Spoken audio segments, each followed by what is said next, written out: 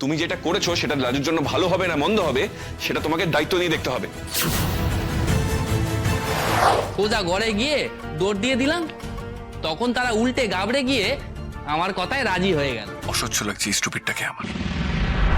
আমি শুধু তোমাকে দেখছি লাজু। তুমি খুশি হয়েছো না হওনি, তোমার মুখ থেকে কেন কিছু বোঝা যায় না। এতদিন ধরে যে সাহস আমি করতে পারিনি, সেই সাহস জুটিয়ে আমি লাজুকে নিয়ে যাওয়ার জন্য আমার বাপ মাকে রাজি করিয়েছি। শুধু সাহস থাকলেই হয় না, বুদ্ধিটাও খাটাতে হয়।